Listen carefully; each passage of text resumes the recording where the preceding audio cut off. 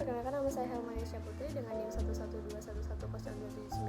Saya di sini akan mengerjakan ujian akhir semester mata kuliah akuntansi manajemen. Di sini saya akan membawakan tugas UAS manajemen. Di sini saya akan membawakan capital budgeting. Ada dua yang akan saya bawakan hari ini, yaitu net present value atau NPV dan payback period atau PP. Apa sih NPV itu? NPV itu adalah metode keuangan yang digunakan untuk mengevaluasi kelayakan suatu proyek atau investasi dengan cara menghitung selisih antara nilai sekarang present value dari arus kas masuk yaitu cash inflow dan nilai sekarang dari arus kas keluar atau cash outflow selama periode tertentu. Sedangkan payback period adalah merupakan metode evaluasi investasi yang digunakan untuk menghitung waktu yang diperlukan agar investasi awal dapat kembali melalui arus kas masuk yang dihasilkan oleh proyek atau investasi tersebut. Contoh kasus NPV adalah jika Mr. Tono ingin berinvestasi sebesar 10 juta dan proyek pembangunan jalan diperkirakan menghasilkan arus kas masuk 4 juta per tahun selama 3 tahun. Tingkat diskonto yang digunakan adalah 10%. Maka hitunglah nilai PV present value dari setiap arus kas masuk dan jumlahkanlah nilai sekarang dari arus kas.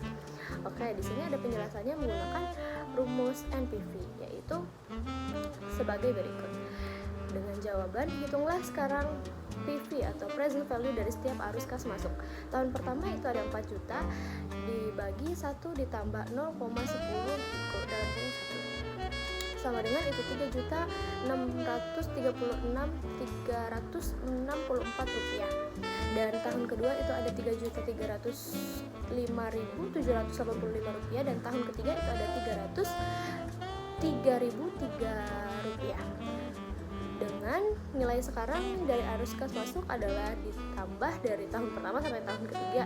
Dengan menghitung NPV, yaitu NPV tadi dari 3 tahun tadi dijumlahkan yaitu menjadi 9.945.152 rupiah dikurang 10 juta rupiah, itu adalah nilai awal tadi, sama dengan minus 54.848. Hasil minus dari NPV tersebut menunjukkan proyek tidak layak untuk dilaksanakan.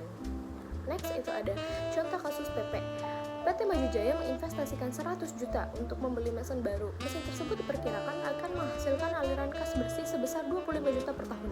Berapa banyak? Berapa payback period dari investasi ini? Mari kita coba hitung. Dengan menggunakan rumus payback period sama dengan investasi awal dibagi dengan aliran kas bersih tahunan, yaitu dengan 100 juta dibagi 25 juta, yaitu sama dengan 4 tahun. Jadi payback period untuk investasi mesin baru adalah 4 tahun. Contoh lanjutan dengan aliran kas tidak merata. PT Sejahtera menginvestasikan 100 juta sebagai berikut dengan payback periodnya. Tahun pertama itu 30 juta, tahun kedua itu 40 juta, tahun ketiga 20 juta, dan tahun keempat 30 juta. Mari kita hitung aluran kas kumulatif setiap tahunnya. Tahun pertama ada 30 juta, tahun kedua 30 juta tambah 40 juta yaitu 70 juta, tahun ketiga itu 70 juta tambah 20 juta yaitu 90 juta, dan tahun keempat ada 90 juta tambah 30 juta yaitu 120 juta. Investasi sebesar 100 juta rupiah baru kembali antara tahun ketiga dan keempat. Selisihnya adalah 100 juta dikurang 90 juta sama dengan 10 juta rupiah. Waktu tambahan di waktu keempat yaitu 10 juta dibagi 30 juta yaitu 0,33 tahun. Maka payback period dari investasi tersebut yaitu sekitar 3 tahun 4 bulan. Oke, sekian dari saya.